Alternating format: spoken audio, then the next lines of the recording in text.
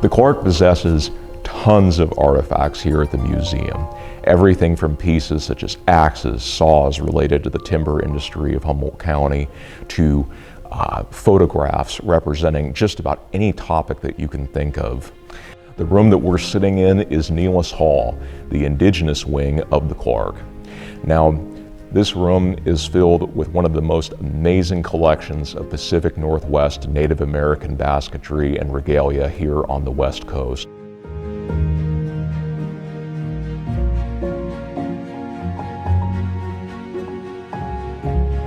It has pieces from the Wiyot, Hupa, Tolowa, Yurok, and many more local tribes. Everything from baskets that were made very early on to made for the trade items that were specifically sold at stores such as Brizard's.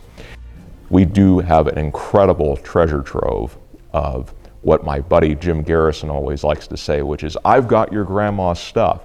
So if you have been born and raised in Humboldt County, odds are we probably have something related to your family's history. And we're doing everything that we can to make sure that we not only curate but celebrate Humboldt's history and tell stories that really make an impact on the community and tell the story of how we got here.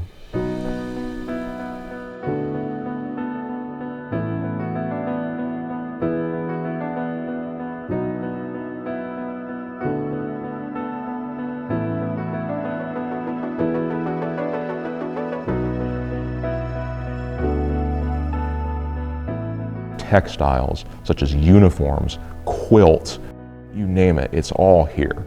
We have quite the research library as well. If you're ever looking for an opportunity to do local research, we have thousands of photographs here at the Clarke. We have thousands of artifacts as well. At any given time, there's only about 1% of the Clarke's collection on display. One of the things that I take great joy in working here at the Clarke is to ensure that whenever people come in, they're going to see something new. And the way to do that is to borrow from what's in our backyard. We partner with other local organizations to make sure that we're always curating things that people have potentially never seen before. Right now we've got a 400-pound man-eating clam that used to sit outside of Heron's Free Museum, roadside at Clam Beach, just within McKinleyville's northern boundary. And it's things like that that really pose an opportunity for us to develop relationships with locals who have taken on the responsibility of stewarding these items and preserving them. I mean, it's just amazing to me, the stuff that walks through our door, the stuff that people hold on to for so long, generation upon generation, and then they entrust in us the ability to caretake it and celebrate it here at the Clarke.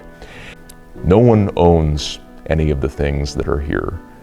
We are just the stewards of them at this particular point in time. And every year the Clarke hosts well over 500 students locally, giving them tours and providing an authentic learning experience for them when they come through our doors and learn about what's happening in their backyard historically. This room right here is representative of what it would have been like to be a very wealthy individual living in Humboldt County during the Victorian era. Look at views from around the world. This was incredible stuff.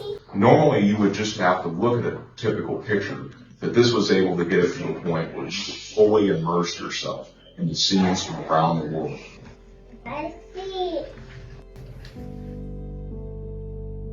The Clarke was really founded by our founder, Cecile. She was a true powerhouse of a woman. She was born in 1885 on her parents' sheep ranch in Laytonville, and she ended up becoming a history teacher at Eureka High School. And one of the things that she did to really drive home an authentic learning experience for her students was to share artifacts from the Victorian era, from Humboldt County's indigenous history, and it got to the point where she had a 2-story structure on campus dedicated to her own little Humboldt History Museum.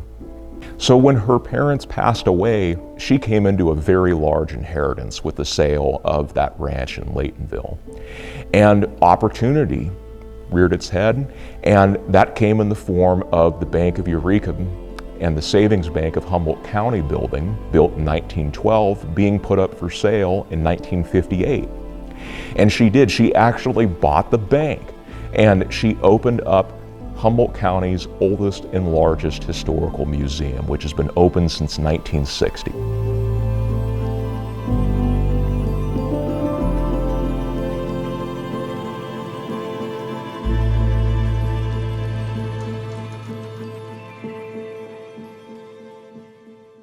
The real backbone of any nonprofit is, of course, going to be our board of directors and our staff. But one of the things that you as an individual can do to help us out is become a volunteer here at the Clarke. As a volunteer, you will truly get a behind-the-scenes opportunity.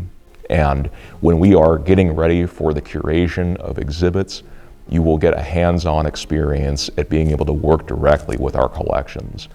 This place has been around since 1960. The amount of volunteers that have come and gone over the years is truly monumental.